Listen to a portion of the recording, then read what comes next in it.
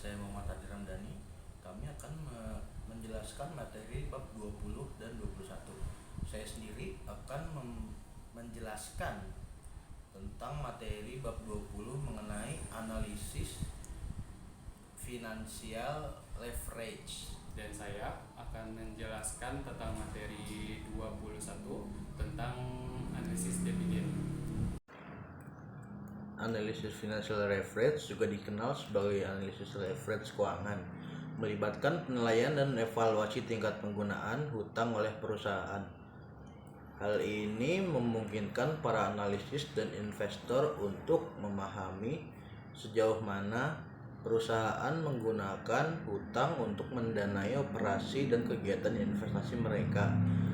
Berikut adalah beberapa materi penting yang terkait dengan analisis financial leverage.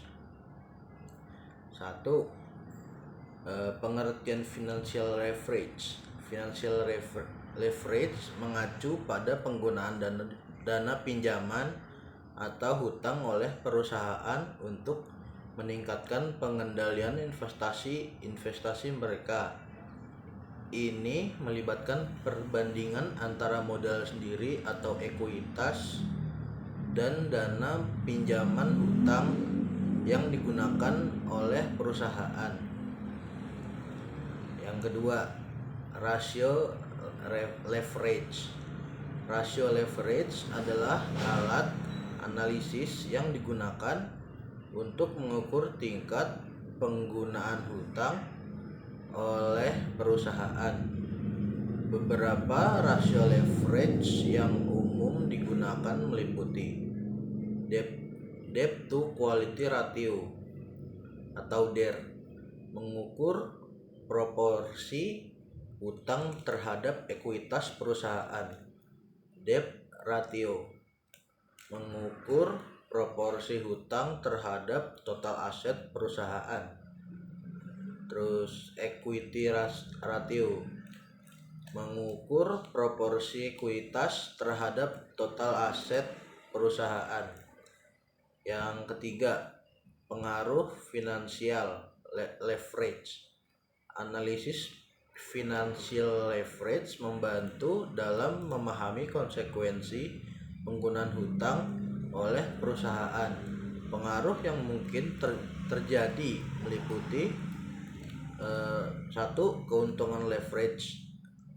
Penggunaan hutang dapat menghasilkan keuntungan yang lebih tinggi bagi pemegang saham jika laba yang dihasilkan lebih besar dari biaya bunga. Yang kedua, resiko leverage. Penggunaan hutang juga meningkatkan resiko keuangan perusahaan, terutama jika perusahaan mengalami kesulitan keuangan atau biaya bunga meningkat. Terus potensi pengendalian yang lebih tinggi. Dalam beberapa kasus, penggunaan hutang dapat memberikan potensi pengembalian yang lebih tinggi daripada menggunakan modal sendiri. Yang keempat, analisis break-even point. Analisis break-even point dapat digunakan untuk memahami sejauh mana perubahan dalam biaya bunga atau laba operasi perusahaan akan mempengaruhi titik impas atau break-even. Ini membantu mengidentifikasi risiko dan tingkat keuntungan yang terkait dengan penggunaan hutang. Yang kelima, evaluasi risiko dan solvabilitas. Analisis financial leverage juga digunakan untuk mengevaluasi risiko keuangan dan solvabilitas perusahaan. Hal ini mencangkup penilaian kemampuan perusahaan untuk memenuhi kewajiban keuangan mereka, termasuk pembayaran bunga dan pokok hutang.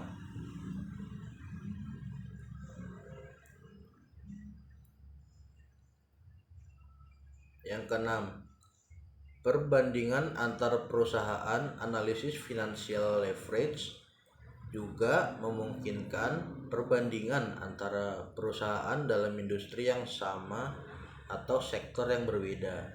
Hal ini membantu dalam memahami tingkat penggunaan hutang yang dianggap wajar dalam konteks industri tertentu. Financial leverage adalah penggunaan sumber dana yang memiliki beban tetap dengan harapan bahwa akan memberikan tambahan keuntungan yang lebih besar daripada beban tetapnya, hingga akan meningkatkan keuntungan yang tersedia bagi pemegang saham. Financial leverage menunjukkan perubahan laba per lembar saham atau earning per share atau EPS sebagai akibat perubahan earning before interest and tax (EBIT). Obligasi adalah surat utang jangka panjang yang diterbitkan oleh pemerintah atau perusahaan. Saham biasa adalah saham yang pembayarannya tidak pasti, di mana jumlah dan dividen tidak tetap, dan memiliki saham biasa memiliki hak suara dalam RUPS. Saham preference adalah saham yang pembayarannya dilakukan terlebih dahulu dalam pembagian dividen. Jumlahnya tetap dan telah dinyatakan sebelumnya. Namun, pemilik saham preference tidak memiliki hak suara dalam RUPS. Untuk dapat menentukan income effect dari berbagai pertimbangan atau alternatif, perlu diketahui tingkat EBIT yang dapat menghasilkan EPS yang besar. Tingkat EBIT yang menghasilkan EPS yang sama besarnya pada berbagai perimbangan pembelajaran atau financial mix dinamakan indifference point atau break even point dalam financial leverage. Difference point antara hutang dengan saham biasa. Untuk dapat mengetahui perimbangan pembelanjaan yang mana yang mempunyai income effect yang terbesar terhadap EPS pada setiap tingkat EBIT, maka kita harus menentukan indifference point terlebih dahulu. Setelah menentukan indifference point, maka dapat diketahui pada tingkat EBIT beberapa akan menghasilkan EPS pada berbagai alternatif adalah sama. Analisis financial leverage adalah bagian penting dari analisis keuangan yang lebih luas, yang membantu para analisis, investor, dan manajer perusahaan dalam memahami resiko dan potensi pengembalian yang terkait dengan penggunaan hutang oleh perusahaan. Terima kasih Muhammad Ardi. Halo, saya akan melanjutkan bab pembahasan yaitu pertemuan 21 yang akan dibahas yaitu suatu menganalisis dividen, dan saya akan membahas pengertiannya dividen. Yang kedua, saya akan membahas yaitu faktor-faktor apa saja yang ada dividen, dan juga saya akan membahas macam-macam kebijakan yang ada di dividen, dan juga saya akan membahas tentang saham structure, dan saya akan membahas satu atau dua rumus-rumus yang digunakan untuk menghitung dividen. Oleh karena itu, saya akan membahas pengertian dividennya dulu. Oke.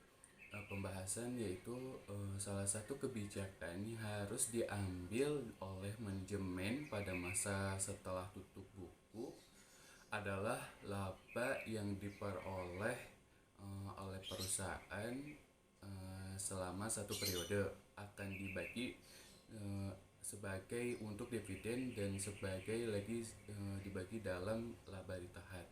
Kebijakan dividen adalah kebijakan untuk menentukan berapa laba yang harus dibayar dalam kurung dividen kepada pemegang saham, dan berapa banyak yang harus ditanam kembali dalam kurung laba ditahan untuk menambah modal guna pembiayaan investasi di masa yang akan datang. Dividen adalah pendapatan bagi pemegang saham yang dibayarkan setiap akhir periode sesuai dengan presentasinya. Presentasi dari laba yang akan dibagikan yaitu sebagai dividen kepada pemegang saham. Disebut sebagai dividen payout ratio dalam kurung yaitu pembanding antara DPS dan EPS. Bagi para investor, dividen merupakan hasil yang diperoleh dari saham yang dimiliki. Selain capital gain yang didapat apabila harga jual saham lebih tinggi dibandingkan dengan harga belinya, dividen tersebut didapatkan dari pemegang dari perusahaan sebagai distribusi yang dihasilkan dari operasi perusahaan.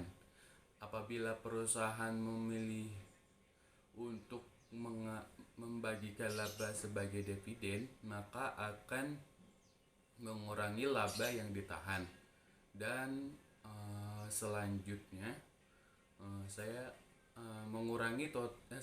mengurangi total sumber dana intern dan eksternal finansial. Sebaliknya juga perusahaan memiliki untuk menahan laba yang diperoleh, maka kemampuan pembentuk dana investasi akan semakin besar. Dan sini saya akan menjelaskan faktor-faktor apa saja yang mempengaruhi kebijakan dividen. Yaitu adapun faktor-faktor yang mempengaruhi besar kecilnya dividen yang dibayarkan oleh perusahaan kepada pemegang saham, antara lain satu, posisi likuiditas perusahaan.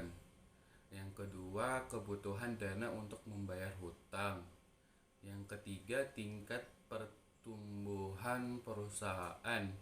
Yang keempat, pengawasan terhadap perusahaan. Yang kelima, kemampuan meminjam. Yang keenam, tingkat keuntungan. Yang ketujuh, stabilitas rektur. Yang kedelapan, akses ke pasar modal. Dan sini ada macam-macam kebijakan dividen, yaitu kebijakan dividennya stabil.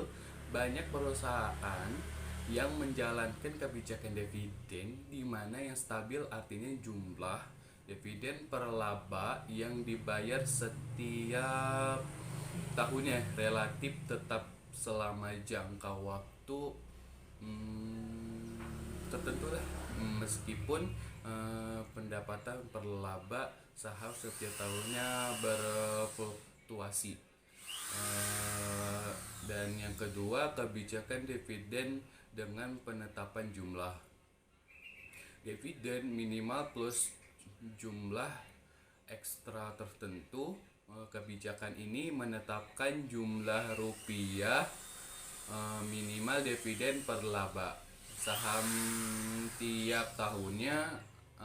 Dalam keadaan keuangan yang lebih baik, perusahaan akan membayarkan dividen ekstra di atas jumlah minimal tersebut. Yang ketiga, kebijakan dividen dengan penetapan dividen payout yang konsep di jenis kebijakan dividen yang ketiga adalah penetapan dividen payout ratio yang konstan kalau nggak salah.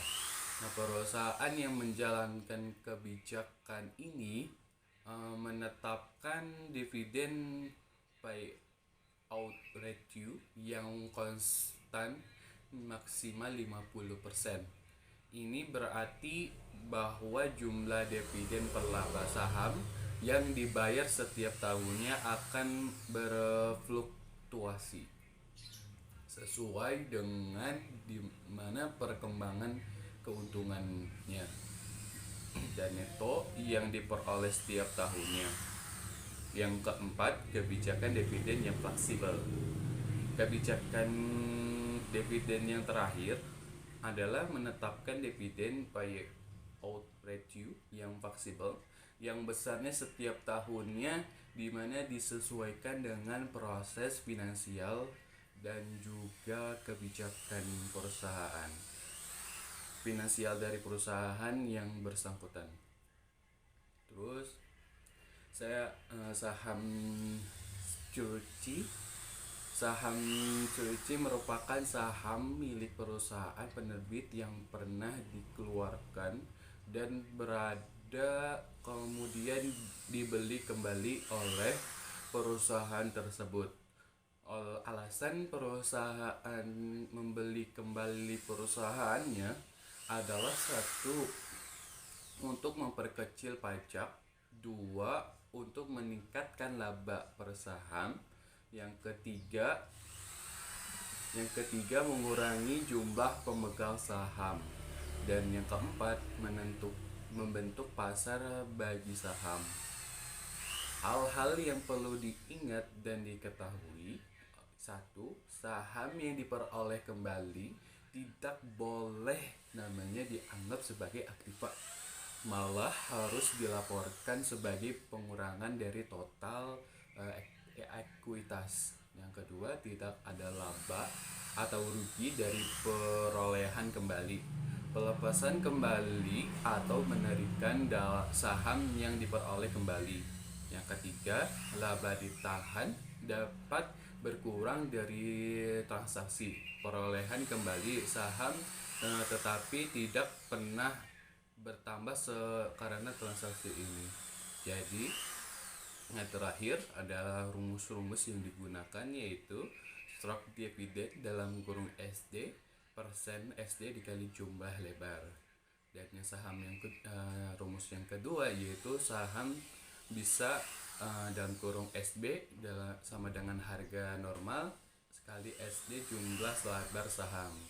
Demikian, terima kasih atas video ini, mudah-mudahan bermanfaat.